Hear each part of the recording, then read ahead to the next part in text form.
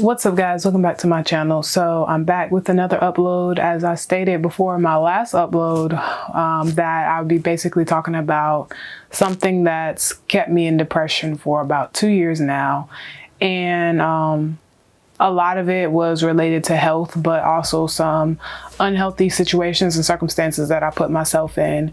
So I want to say from like the end of 2017 to about the end of 2019, I feel like my life has kind of been like an emotional roller coaster, and there were just different things happening, and it was hard for me to process and to deal with. And particularly the main issue that I had was that I knew that I was a lot stronger than what I was in those situations, but I felt like I really let those things defeat me and pull me into a really dark place.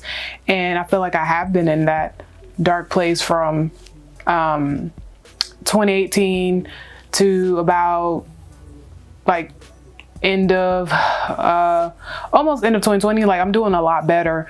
But yeah, so like basically it was just like a bunch of transitions, ups and downs, and they really took a toll on me. Like, as you saw in one of my previous videos on my channel, 2018 tried me. Yeah, 2018 really tried me, and 2018 legit broke me. Like, I felt like after that year, I felt so confused about myself, so confused about what I wanted. I just felt out of touch with myself. And I just really couldn't make sense of a lot of the things that were happening. And it brought me to a place of depression. But aside from that, there were a lot of different things that I noticed with my health. And so I want to say around 2018, end of 2018, like summer of 2018, my mom was like, you know, you losing a little weight. And I've always been small all of my life, but this particular time I was looking a little smaller than usual, and I was just like, nah, like I'm good. And then when I look back at some like comparison pictures from summer of 2017 to 2018, I saw a difference, and it scared me because I was like, well, I do look a little bit smaller than normal. And I've always been a healthy weight. Like I said, I'm small and petite by nature. It's just a hereditary thing. So yeah, that really threw me for a loop, but I kind of like brushed that off. And my goal was because at the time I was just really focused on my emotional health and like trying to figure out why I couldn't make sense of things, why I couldn't wrap my mind around certain things. And after I got through 2018 and halfway through 2019, I just really just like tried to just like focus on myself. I cut back on social media, and you know, I was fasting and praying. I was heavily involved in ministry and at the church. And so that kind of kept me busy and occupied, especially with school and work and all of that. So I really didn't have a whole lot of time to dwell on my emotions. I mean, they were still there, still up and down, still kind of like all over the place. And so I want to say up until June 2019 is when I had another breaking point. Like I said, I had been doing pretty solid, and then I just kind of like relapsed with like trying to make sense of where I was at and the things that I was going through, the things that I experienced. And my mom was like, maybe you need to consider counseling. So I went to counseling in June of 2019, and basically she was a great help and support. And she was telling me a lot of the things that I needed to hear, and basically telling me the things that I needed to do to like get over some of the stuff that still had me like in an emotional bondage. And so from June 2019 to about August 2019, I did counseling, and then I stopped because I kind of had another relapse or whatever, just confused depression, anxiety. And then at this point, my anxiety really ramped up to the point where like I would have like anxiety attacks. Like, I would be driving and then my thoughts would be on like 3,000, and you know, the chest is like beating real fast, and so on my heart, and so I would have to like pull over, catch my breath, calm down. So yeah, and then I just remember September through October, I had gotten to a dark place again. And this time I kind of bounced back out of this one a little bit quicker than normal, because I was just like, at this point, I've been so focused since the end of 2018 to now on getting myself back together and feeling normal again. And I was like, I'm not gonna allow myself to get any deeper than I've already been, or lower. And I was like, whatever, I gotta cut off whoever I can't talk to right now. I'm just not gonna do it, because I was just so focused on my healing. And so I again spent a lot of time talking to my pastor, my spiritual mentors, really good friends, to really like make sense of what was going on in my life. And I expressed numerous times, like, I just did not feel like myself. Like, I didn't feel genuinely happy.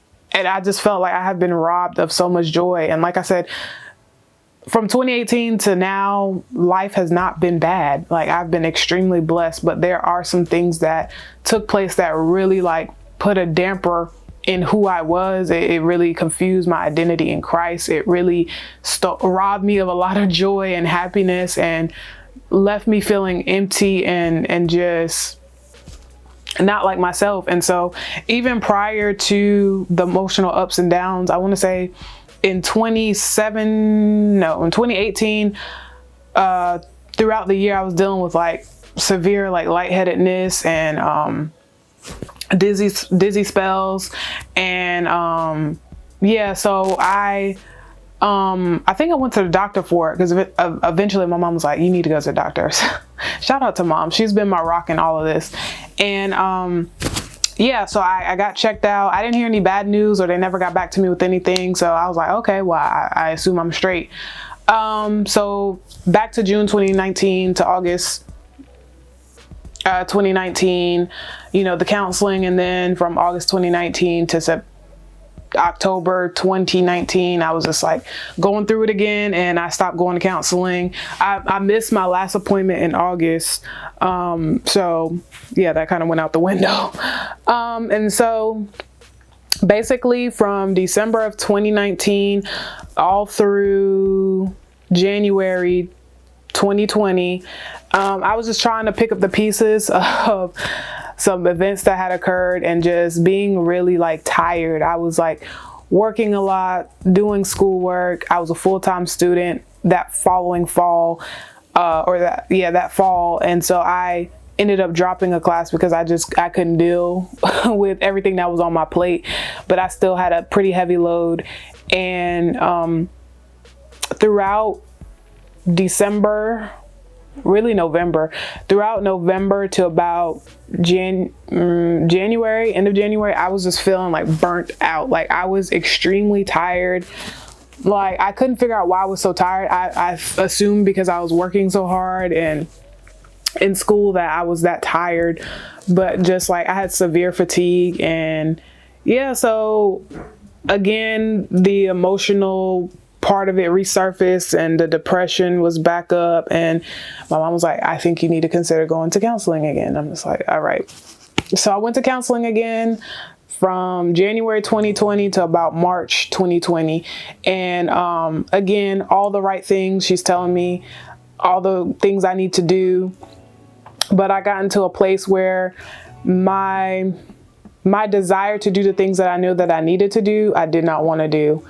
And that was mainly the depression. But it's like, I was going to a faith-based counselor, and she wasn't telling me anything different that I didn't already know. Like, you know, read your Bible, pray, you know, get involved. I was already involved, praying the Holy Ghost, and, you know, stuff of that nature. So all things I needed to hear, amongst other things. And I just got to a place where I was like, well, I don't want to do that. I don't feel, not that I didn't want to, I really didn't feel like it. And it was almost like spiritual suicide, because like, you know, all the right things to do, but you choose not to, so you just fall apart.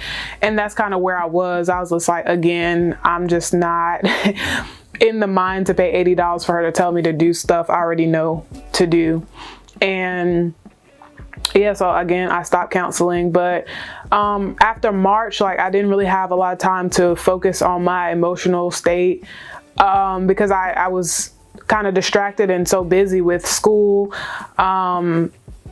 and my job. And in my previous video, I kind of talk about all the things that I was doing during March 2020 up until now. And basically that kept me busy and distracted. So I really wasn't thinking about my emotions. I really wasn't thinking about the things that I kind of like compartmentalized and not really processed.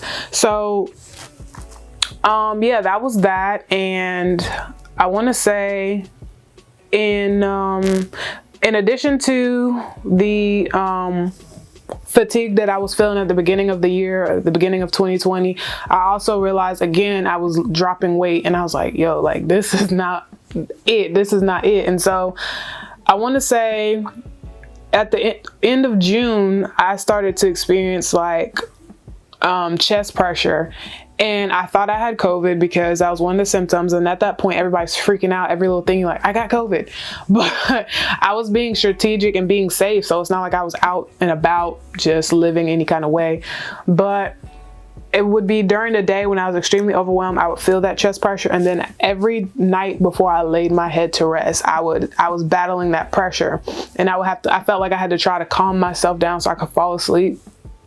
And it was just really weird. I didn't know what was happening. And so I went and got a COVID test, and she was like, I don't think you have COVID. Like, everything is good. Like, you look good. You sound good. Your lungs sound good. I think you're dealing with severe anxiety. And she was a doctor, but I could tell she had a little oil on her life. And she was like, I just think that you don't really need medicine. I think you just need to practice mindfulness and really get in the Word of God and really focus, because you will be okay. Before, taking medication, I would prefer that you try to like find other ways to deal with your anxiety and stress. And I was like, baby, in my current state of life and everything I got going on, I don't know if that is feasible to be stress-free. So, fast forward to, so, and then with this particular doctor, like, you don't get your results until like 5 or 7 days later. So again, she thinks I doesn't have it, but I don't have proof that I don't have it. So I ended up going to another doctor because I still kept feeling that chest pressure. And basically they did an EKG on my heart and tested my breathing, and he was like, you're totally fine, and like you're okay. And yeah, so I think that you'll be okay. We will prescribe you some anxiety medication, and we're gonna draw some blood and go from there. And then he was like, so I'll let you know, like, when I get the results back from your blood work, what's going on.